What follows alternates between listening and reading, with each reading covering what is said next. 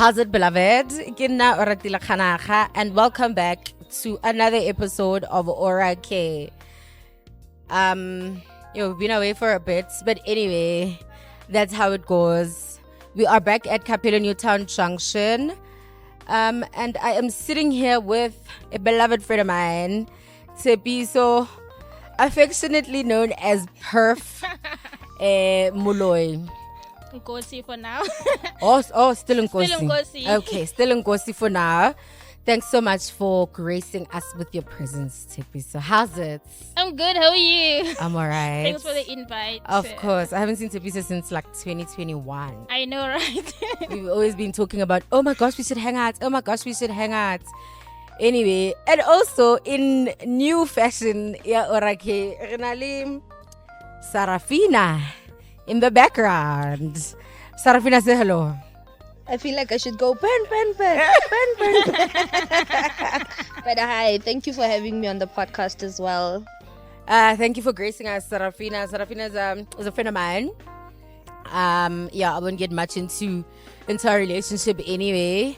So, Sana, we are a few days to elections. Literally 3 days. Literally We're 3 counting days. down hours We at are- this point. At this point, we're counting down hours to election. It's highly contested elections in probably since the dawn of democracy in South Africa. Yeah. And for the first time, we have independent presidential candidates. It's a very interesting time. I think I'm personally I'm scared, guys. What are you scared of? If that is the word, I am so scared. What are you scared of? Two things. Are the youth going to go and vote? I think if you've seen the past episodes, one thing that I've been asking all of my guests and that I've been imploring onto everyone really is to go out and register. And registration came and passed, and the youth registration stats are very unflattering, if we're being quite honest. And so it scares me to say, if yes, we spoke as a collective to say, guys, please go register, but now having to tell the people to go vote is a whole other story. So I'm scared of the turnouts, and I mean, I'm obviously scared of the results, guys. It's gonna be an interesting one. Exactly. It's the elections. Exactly. The elections. So I think from you, I want to know from you guys, how do you guys feel? Like, I feel scared, like I'm saying. How do you feel? Like, personally, what are your feelings going into the elections? I think for me personally, I feel like the ANC is still gonna win. Even though there's gonna be, I'm telling you, I think that's just my own opinion. Because they have like a cult following, and I think most of their people are going to go out in numbers and vote, and I think that people that are not sure who to vote for won't even attempt to go vote. So I think they have a better chance of winning the elections. I think that's just my take. Sarafina, what you think? Yeah, no, I think the anxiety is valid, and I think a lot of young people are feeling very anxious about where we are currently. And it's a valid feeling for everyone, man. I think I also feel the same as a young person in this country. But I think as we go into the podcast, I'll take you guys through some of the thinking about how, depending on where you're sitting, it's either. To disturb you guys, today I'm producing a waiter. Batting waiter. Thank you, darling. Thank you. Thanks so much.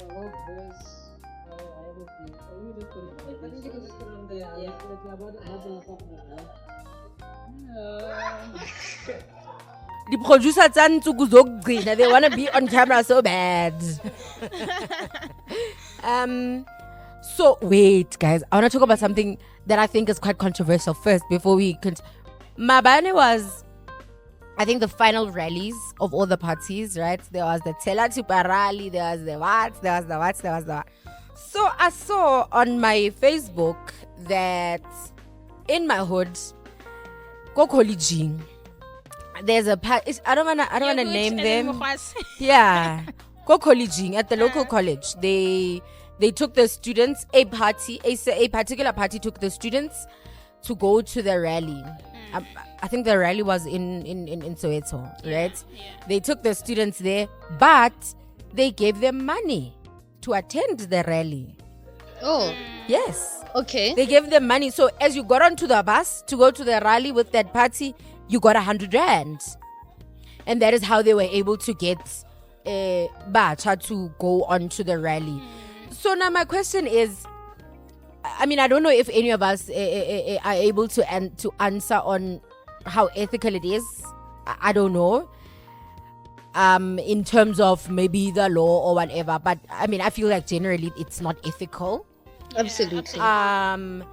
And so on my Twitter as well, or X as well, today I saw a post, but the 200. So it wasn't something that just happened. It seems to have happened all over. So I mean, I don't know. Ethically, I don't know how is that how we do things? I almost want to quickly jump in there and say, what's the difference between that and food parcels and t-shirts being handed out in other election seasons? There's always unethical things that are happening. We all know about how whenever there is a party, kind of what do they call them, where they come to elect their leadership, people come with suitcase with cash in them. So when it comes to politics, I think ethics are immaterial. And even with the funding of political parties and politicians, it starts there. So them getting physical money now, I think it's just... It shows how brazen politicians have become, to a point where like the corruption and the lawlessness is at a point where they feel like we don't even have to hide anymore, that we bribe people to come to they're not even hiding it anymore. That's my thing. Yeah, but have they done that before? Because I know with food parcels, like, it has been going on for years. But then with the money thing, is it something that's recent? That's my thing. This is the first time that I'm seeing it. Like the physical money. Like the kids were literally given the 100 rand physically. And the post that I saw on my Twitter, the kids never took the envelope. So never since the 200 the envelope. So maybe it depends on the branch and how much money the branch has, because that one branch in my hood, maybe abana chelete nebana lidi 100 rand fela. But that other post that I saw nebana lidi literally very fast. Can I play devil's advocate though in this conversation? Because of the fact that political parties are such huge entities that operate in an entire country, do you think it's possible that the leadership of these parties are not aware of these things? That let me say branches or certain provinces have become so desperate for support that they are actually literally going in and paying for it. You know what? Maybe they are not aware of Askis. I'll give you a second there. Maybe they are not aware of the entire extent of it happening. But I mean, come on, they do it on a bigger scale. I'm so sorry. They definitely do it on a bigger scale. That is why the smaller branches and regions are so brazen to want to do it. But it's drinks time. Sorry. But that is why the branches are so brazen to do it on a... We're gonna say it's a small scale because kidi 100 rand, but then when you calculate the bus it's a 60, bus a 75 people, kidi 100 rand. It's a lot of money. It's a lot of money. And it's just from like one party that's doing that. It's just from one party, but we don't know if they're the only ones. Yes, it's not. We don't know if they're the only ones who did that. We don't know if the other parties. I mean, obviously it's going to be a lot more controversial because it's them. Right? But I'm certain that other people are doing just as much. And like you mentioned, when Sarafina like you mentioned, like the party funding and whatever, it's all just so controversial. It's all just so, like, I feel like... So my thing is, where do we draw the line? Or are we past that? Are we past the line at this point? Do we even have rules and regulations that like regulate that? That regulates the process. Is there a line? Is there a line to begin with? Exactly my point. Because I know a friend of mine yesterday, a particular party paid for her groceries at a grocery store. So clearly, there's just something happening within that political party that we don't know of as to like the reason behind that monetary thingy of what they do in there. Also, another thing that I wanted to talk about is we'll get to the serious stuff. Another thing that I wanted to talk about on social media is, you know, you guys know I literally live on Facebook and Twitter. So di post go na le banyana ba ba tlhapileng skono ba pere those t-shirts. To sell panic. Oh, thank What? you. Thank you. Go na le banyana ba ba tlhapileng skono ba pere di party t-shirt tse di turang tsa material alright. And then in contrast go na le I don't wanna sound like that person, but go na le that look like in contrast ba sa ha ke batla ba sa tlhapang skolo, but I like know what you're saying. ba looking less than Yeah. and then bona ba pere dikipa tse tsa material nyana o flimsy ba ileng bona that go to do the door to doors. Guys, why is that? Why do they not go do door to door ka dikipa tsa bona tsa material o sharp and come promise us jobs, and then why? I don't like that. Ke feel like why aren't you guys asking for no wait? So on that there was very recently a post on TikTok where they were at a salon in, I think it was in Durban. They were at a salon, but like it was a vlog. At a salon getting pampered sana, but tsinya diwivi, baitwa makeup, baitwa manala. For free.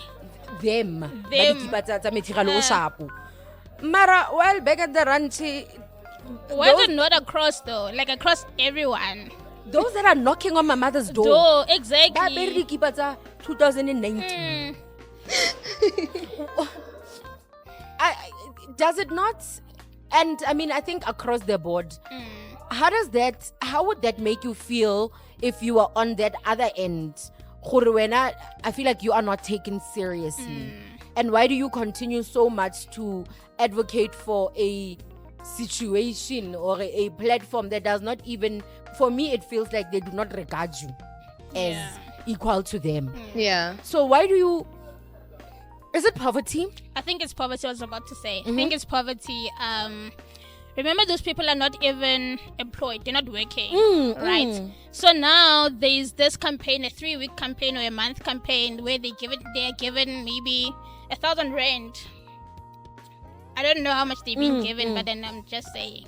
So I'm thinking that maybe that's poverty because they don't have anything to do with their time. So door to door is the only thing that can put something on the table. Yeah. And that 1,000 rand will go a long way.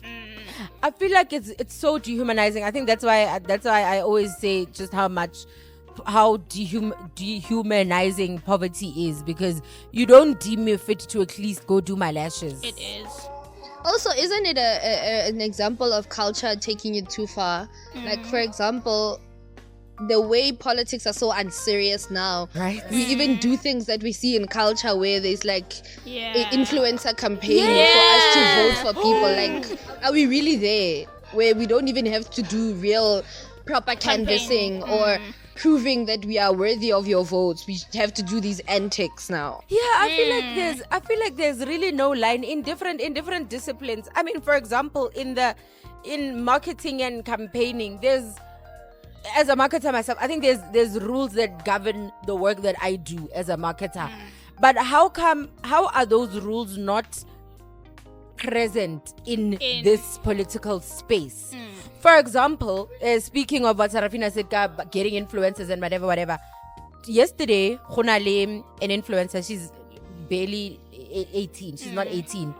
Who posted about a certain party or whatever. She was obviously paid for it.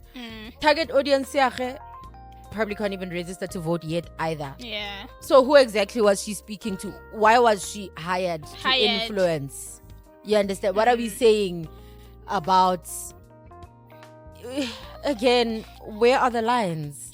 I think also they are market research, guys. You can't be using someone that's under 16 to do your campaign or to Who are vouch they for you. speaking to? Who are they speaking to? Exactly. Because if there's anything that they need to speak to, they need to go speak to COSAS. Exactly. You understand? They need to go speak to that cohort because that's their target audience. And actually, that person's target audience is literally 15, 16, 13-year-olds. Yeah. If you're an 18-year-old and you are target audience, then I'm judging you. Yeah. Shoot, anyway. That's like the controversial entertainment part that I wanted to speak to. serious stuff. People More are serious still stuff. asking, who are we voting for? I don't want to get into who people should vote for. I'm not doing that. I feel like we've done. It's enough now. I feel like we've all in our personal capacities and whatever other capacities done that. But somebody comes to you now, Tshepiso, and says, now today as you leave, Capello says, Marana, ha ke itse ke tlo votela mang. How do you answer that person today, because Sunday ya kajeno 3 days before elections? How do you answer motho o yalo? I think it also depends on what you believe in as a person individually.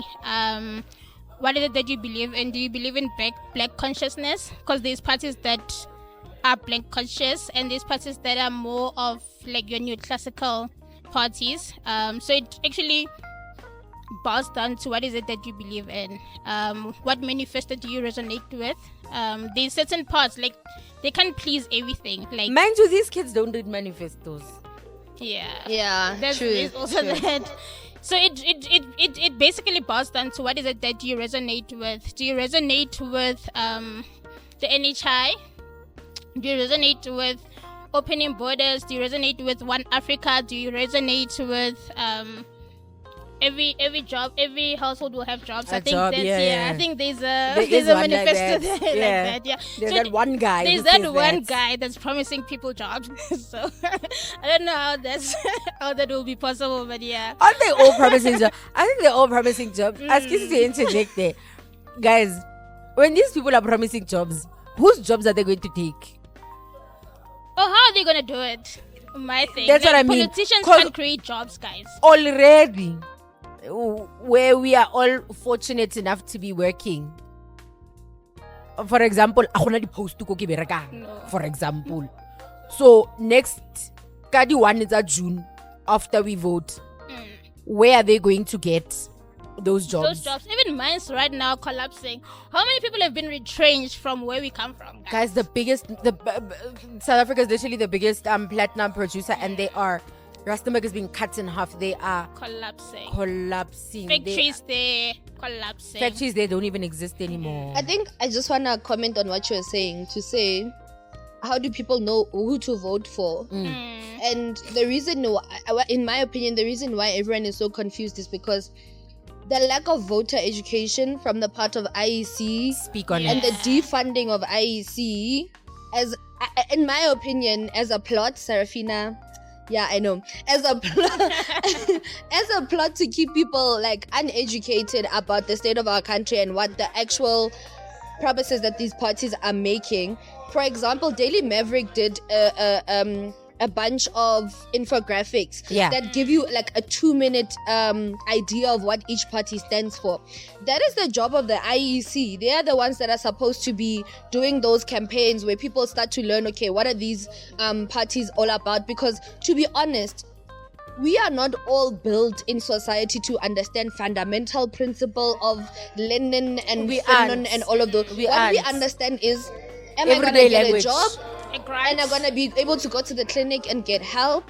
Am I going to be able to go to school? Yeah. And I think that we are not doing a good job in South Africa in terms of relaying that type of information properly. So I had this conversation with someone yesterday and they were like, I hear what you're saying, but I don't understand what these policies are about. And I was like, yeah, because now there's an education gap. Unless you went to school or you've interacted with this type of content, then it feels so foreign. Yeah, it is. There's those big words. There's those. I mean, manifestos are 60 pages long. We know the average South African doesn't read.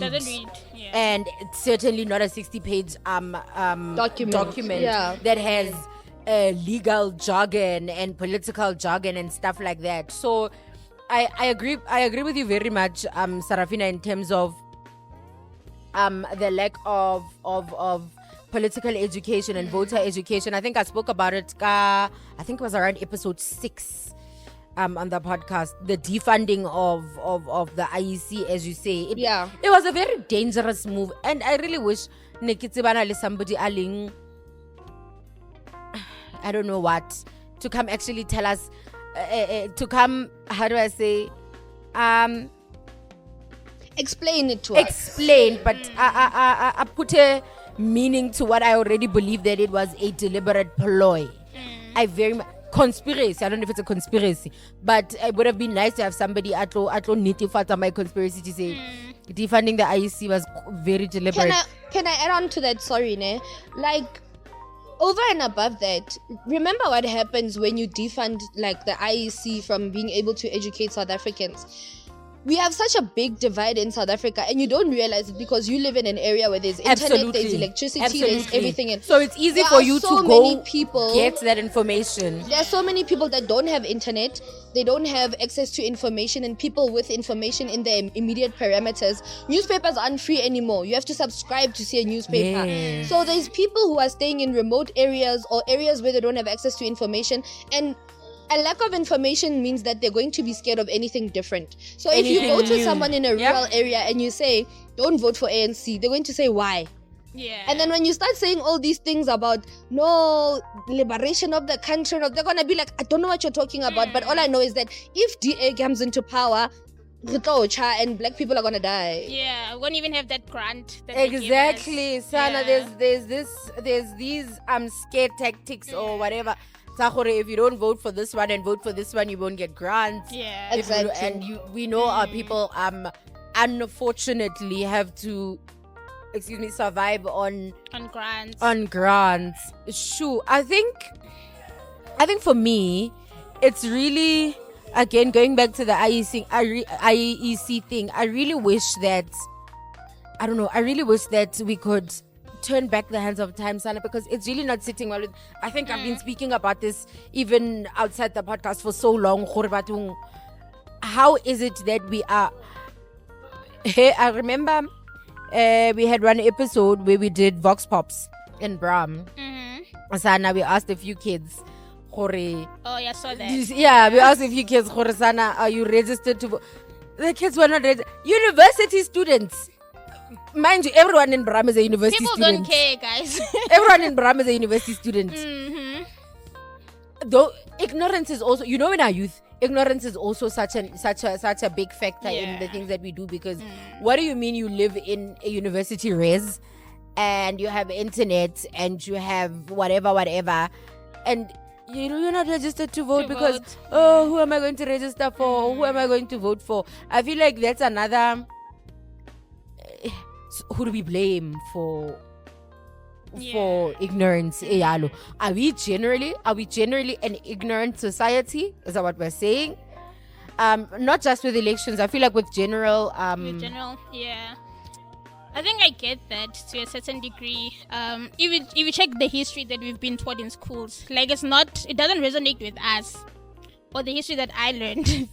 No, absolutely. So it's more of what has happened in the Europe, what has happened with the Nazis and all that. But no one is teaching us about controversies or what they've done for the country and all that or anything. So I think maybe the ignorance also comes from that, from the education system as per se. I get what you mean.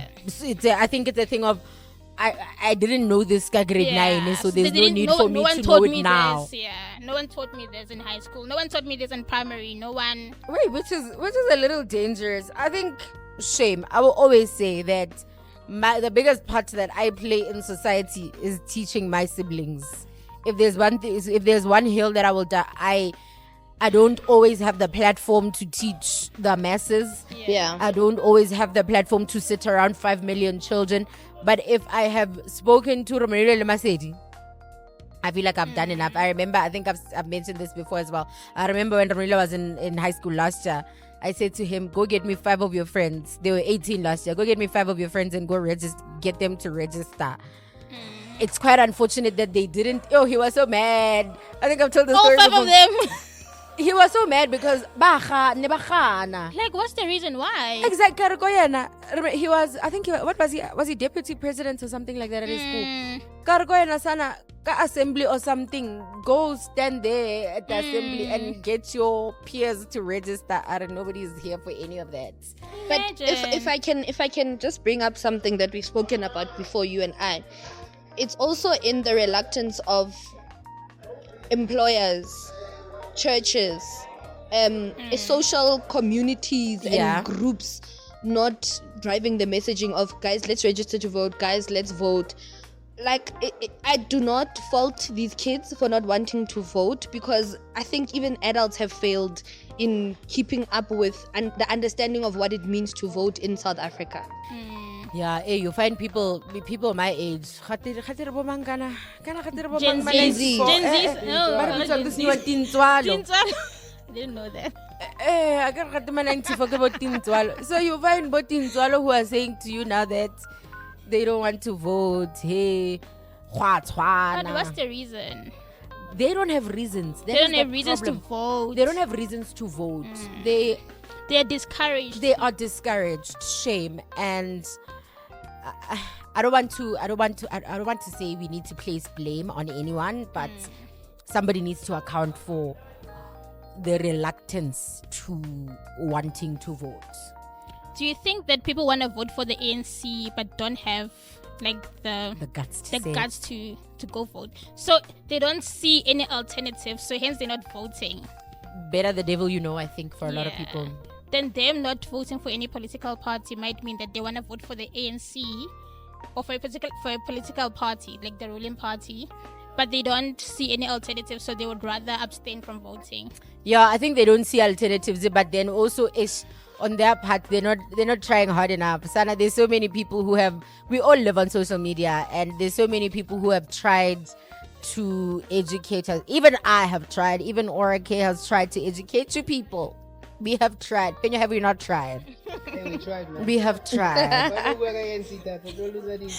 know, right? I'm like a Ben bashing the ANC right now. So, Tshepiso, I just saw an article now. But what it's basically saying is that if that other party wins or gets majority, the economy is going to plummet. Listen to the language. What? The violent party?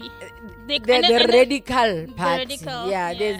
There's a lot of that conversation in mainstream media and international media, actually, that if they get a majority, the economy is going to plummet. So, also, guys, Tshepiso is an economist, right? Why are you laughing? No, literally, Tshepiso is literally an economist. So, I feel like she's giving it away. So, I'm asking you this from a professional stance. Yes, you don't practice economics, I mean, in your day job, but it's your thing, right? And I believe you know best. Why is it that, why do these conversations come up? Why these scare tactics? I think they're doing the same thing that they used to do with our former president. Remember, every time he would cough, the rand would start acting up. Every time he would wake up on the left, the rand would start. So do you think they're doing the same thing, that they're doing that same thing with now this radical party? I think so. Because remember, that radical party, they call it the violent party. Yeah. So they actually following what Gaddafi wants, or what Gaddafi had envisioned. Remember what happened to Gaddafi? He was killed, right? And also in that saying, their policies are very extreme, in a sense of nationalization of mines, of banks, rent, expropriation of land, and all that. So I think also that's also scaring the main holders of the economy, of which we know who the main holders of the economies are. So in them getting a majority, of them being in coalition with the ANC, of which now the polls, I think they say that the ANC might get a below 45, of which they might go in coalition with the EFF, right? So I think that would also impact the markets if the ANC is to go into coalition with the EFF. But I get you. I absolutely hear you. Ke batla go understand. I don't know if I'm able to ask you why. Why? The why? I think it's with that's regards what to I their want policies. to understand. I think it's with regards to their policies. They're very extreme, in a sense that you're do the owners of the economy not want to share the economy? No, they don't want to share the economy. Capitalism. They don't want to share the economy, guys. Who would want the government to own mines? It means that it will also affect their profits. Yeah. Okay. So the profits will all go to the government and not to them, of which they are like the top one Yeah. based on our land, what we produce as South Africa. So they also benefited from that. So if the EFF is to come into power, then it means that they lose all of that. So Can I also ask you a question, Tshepiso? Who said that if the EFF were to be given power in the next week, in the upcoming election, all of these policies of theirs are going to be implemented tomorrow? Who said that? It's what the media is reporting. It is what the you're asking a very good question, Sarafina, because it is what is being reported. I think it's also what the media is trying to relay to people as in like to scare people to not to vote for the EFF.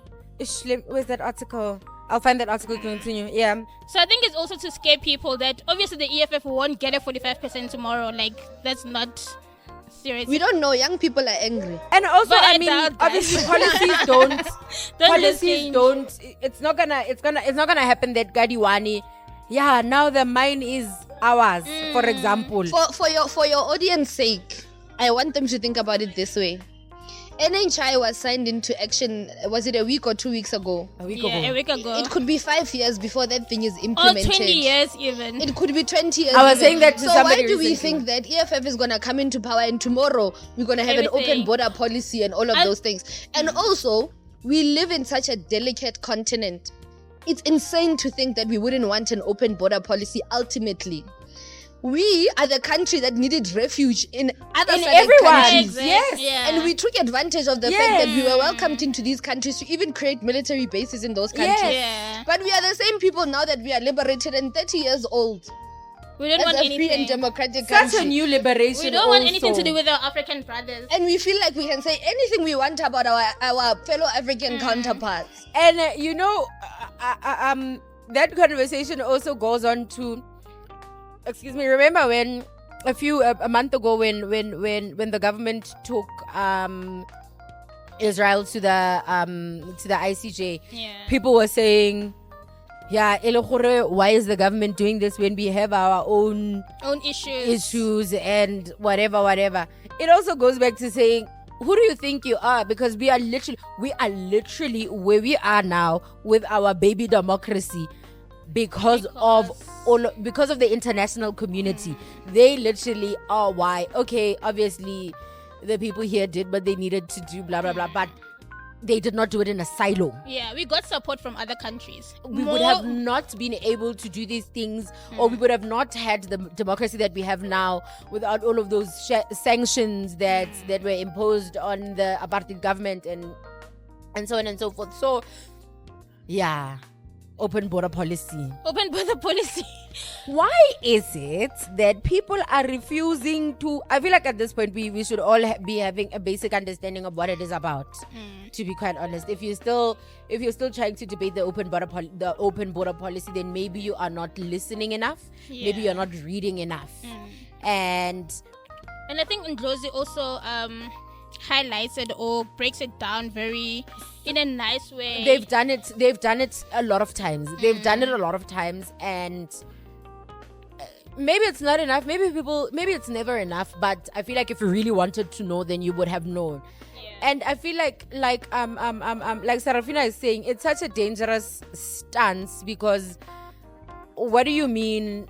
Why do you think that tomorrow when this party wins, now the border cease to exist? Like, what do you think this is? Again, policies don't get implemented overnight. Yeah. Policies there's so many procedures and processes and lines and whatever. But also with this open borders, like countries need to agree to opening borders. So it can't come from just South Africa saying let's open borders.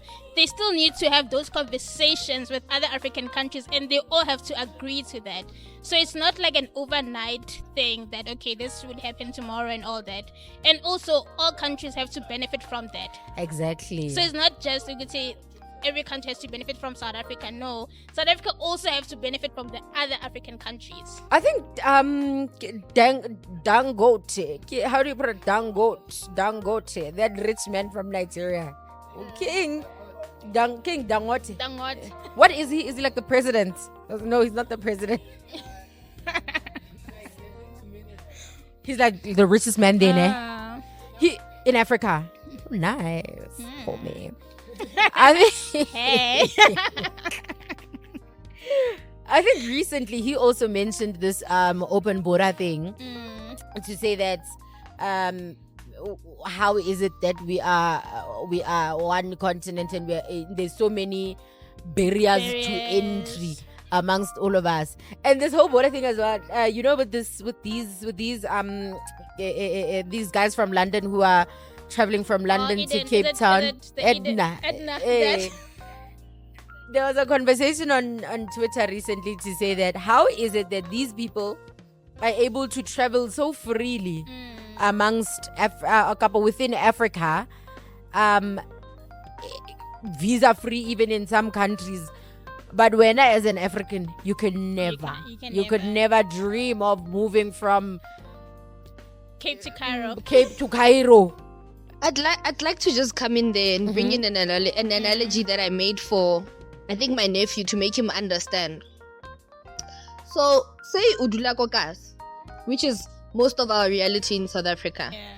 And then you have your neighbor, and you know that if you and your neighbor are in good standing and la utlwana as bo makhelwane, ha ona le part o tlo kadima ditafole le ditulo le dikhapo le diplate. Yeah. Ha le feletse ke tswekere, you can literally go next door and say make ke kopa tswekere, and vice versa. It goes both ways. Ha ba hloka o siya skia because of whatever. And why is it that South Africa, because we live in a big house, must we build our walls so high that even my ke can't see if someone is coming to rob me? My ke ha kgono bona a bitse maponesa a nthuse. Do we really want to be that type of country in Africa?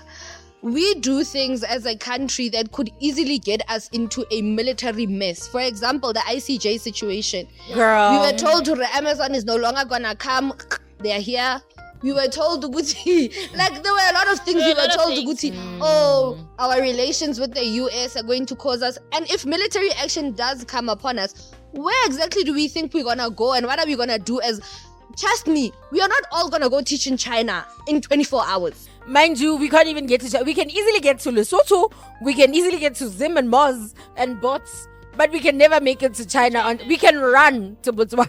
We can literally run We to can run to Botswana. Mozambique and You Zimbabwe, understand but what I we mean? cannot make it to China. You're so right. So there's something about South Africans that is inherently arrogant and almost as if no one can touch us because we are this precious. The better Africans. We are the better Africans. You're so right. Yeah. You're so right.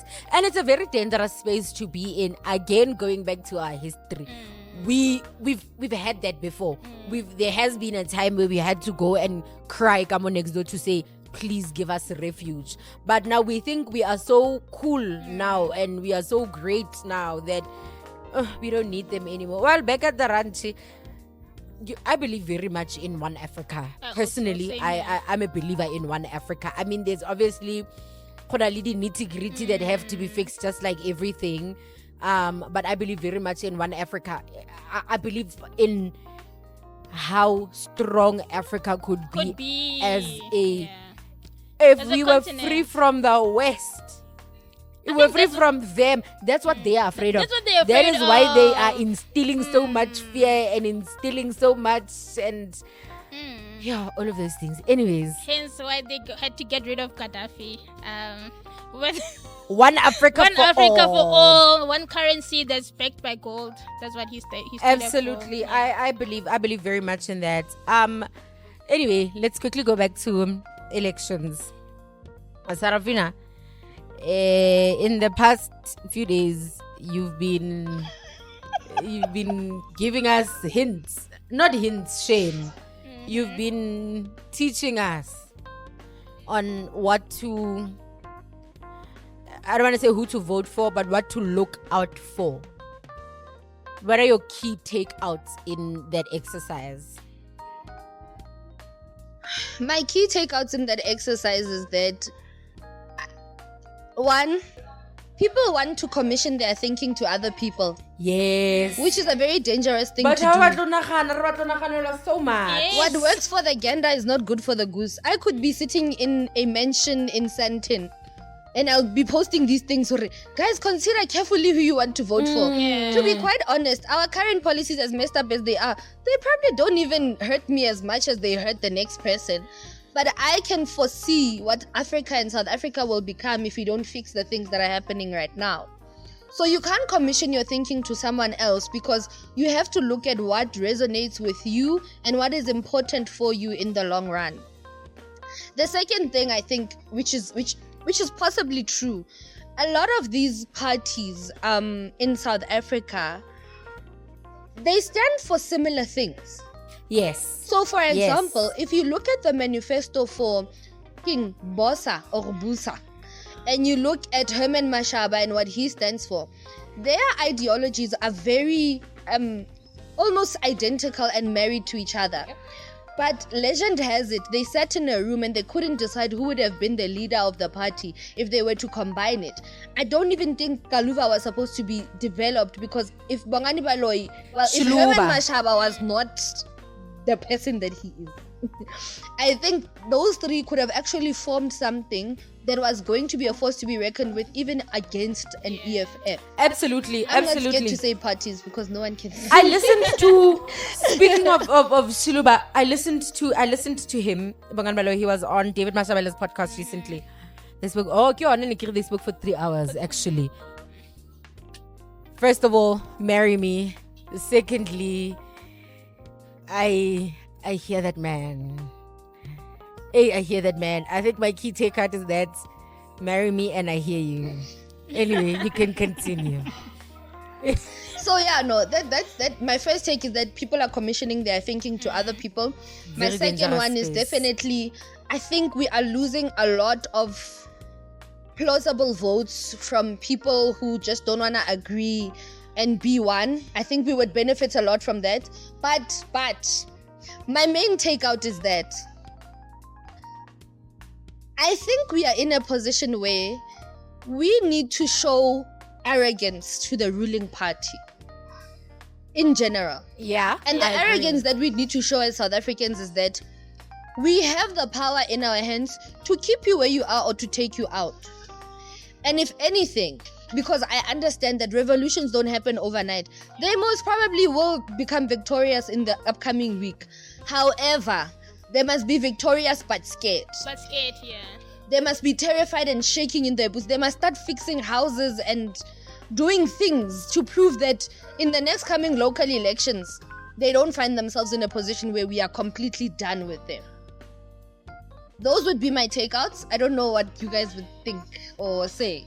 I am going to piggyback on what you said in terms of if the different parties and independent people and whatever. Wait, you know, I think There's this group that they formed. Forgot the name of the group. Moonshot. They changed the name recently, but They it was changed the name. Moonshot initially. Moonshot. Kana ba The ibitsang? Moonshot I know there's the Pact. D. Or the something pact like- where it has all of them. Yeah. I feel like, for example, if they were to become one party, they would be a lot more powerful, and they would not spread the votes. I don't know. I feel like the votes are a little spread too thin. Remember, there's this conversation that we had a while ago. I think I had the conversation with Sarafina that the problem with South Africa and the South African democracy is that everyone has dreams of being president. Yeah. Everyone. Yeah. They've had that dream since 1994. The person is 86 today and they still dream of being president. That's why they have a party. There's this other lady. Me, I don't want to call parties by their names. There's this other lady. She has been in parliament for 1,000,000 years. Forever, actually. She's from Cape Town. I think she's on her third party. Oh, I know that lady. I think we all do. I think she's on her third party. And mind you, so this party in the middle, she's currently in parliament. Yeah. As minister. When she got into parliament, no, she was minister. Oh, yeah. Khale. I don't think she's minister anymore. She's just a member of parliament. And then her party, her first party, she was able to get into parliament, Kayona, that party, and be minister and be member of parliament. And right now, I think she is campaigning a different party. I think it's funny because, again, everyone really just has dreams of being president. And they are trying so hard to be president. And I feel like that is maybe the problem with our democracy. I don't know. I think so. Oh, why are you 79 and why do you still want to be president? Let it go. Can I play devil's advocate? Can I also ask? Sorry. On that, there's a particular party that only has like one president, and I don't think that one person would actually step down from being president. Do you think other people do stand a chance to become president in that party, or is it just that one person that will be president? No, absolutely. I feel like, for example, if Banna Sira, say for example, if Tshepiso, you didn't have aspirations of being president, but your aspirations were to change policies and change the world and change South Africa, it would be okay for you to still be in that other party and influence the decisions. Whether or not you are the face of the party would become irrelevant. But now, because Oratile, you so much want to be on the ballot, Oratile, you are still so much holding on to that Mandela dream of 1994 that you want to be president. Now you are on your third party. That lady's on her third party, guys. But sorry, I just wanted to play devil's advocate again with what you were saying. I don't believe it's so much about everyone wanting to be president, right? But because of the way that our political system and our party system is structured, anyone who puts themselves in a position where they can get even a minute amount of support from South Africans, they will eat. They will eat. So because the people here eat is right now, as much as we want to call him an angel and the saving grace of South Africa, he knows that if he has at least a 1% percentage of people that are for him, he's in parliament, guys, and he's going to eat. But you also have like only 5 years to be in parliament. So that 5 years, you need to make sure that you eat before. But let me give you an example. In those 5 years, policies are only still in implementation phase 1 in that 5 years. If I come to you and I say, Tshepiso, here's a contract. It's a fixed term contract for 5 years. How on a plan? Are you gonna reject my contract because you're not gonna be able to do your policies in that 5 years? You're gonna take it. So that's the problem. Everyone is an elitist. Hey, exactly. Even if you were to be in parliament, you'll be an elitist. I don't know, guys. I don't know. Maybe because nobody has ever come to me with maybe monies like that or whatever. But I still have a shred of moral. Shred. I don't know what. Until tested. Mabani, there was somebody asked a question on Twitter. What would it take for you for that party, or what would you ask for that party if they said to you, go vote for them or go campaign for them? People were saying, this one other girl said, ke batla menshini, ke batla koloi tse tharo, ke batla my child's school fees to be paid for until end of tertiary. Tertiary is like 4 years. So 4 years, they should pay whatever. So hey, maybe we all have a prize. Maybe nobody has come to me with costs yet. I think we all have a prize. You think so? I think so. It's quite. Is it not dangerous? Marayanu, for example, going back to that conversation that we had early at the beginning, your price get 10 randa, okay, 100 randa. Maybe. It depends. If 100 rand, I don't have to do anything for that 100 rand. Why not?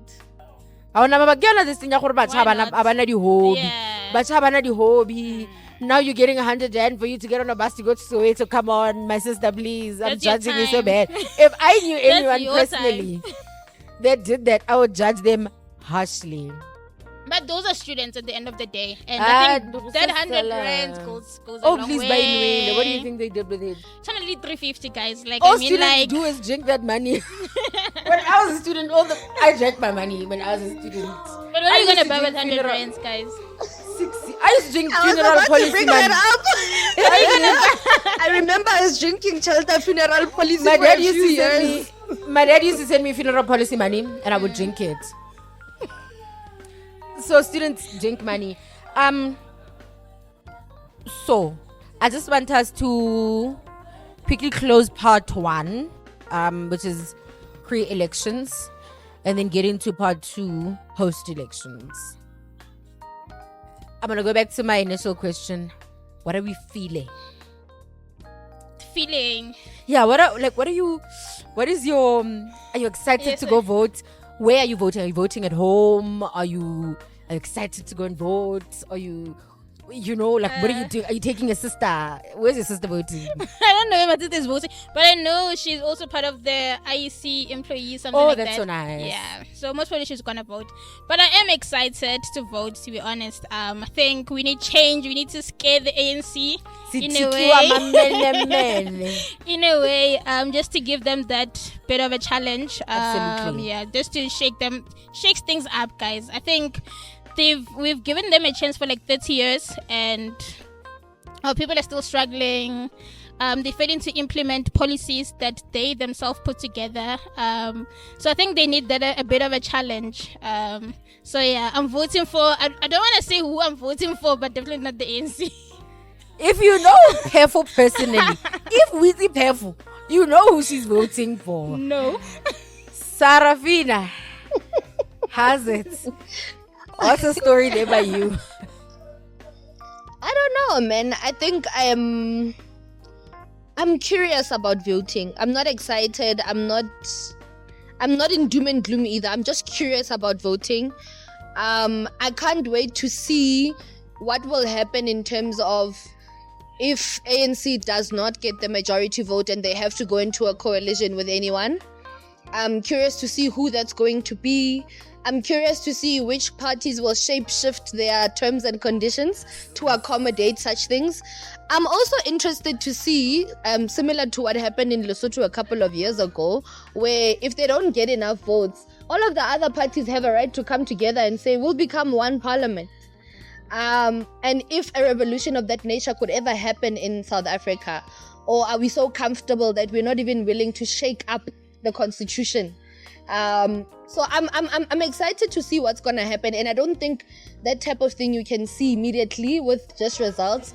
I think 5 days after elections, that's when we'll really know what the effects of this election are. And then from there we'll see what happens for another 4 years. Shoo, this was such a fun conversation. Thank you so much, ladies, for being with us. Got part 1, post-elections. See you guys at the polls. If you are Komokha said what 33, I'll see you on the 29th. Are you voting at home? I'm voting at home. Oh, voting at home. Watch 33 for Philadelphia. See you there. You'll be there. See you now in part 2.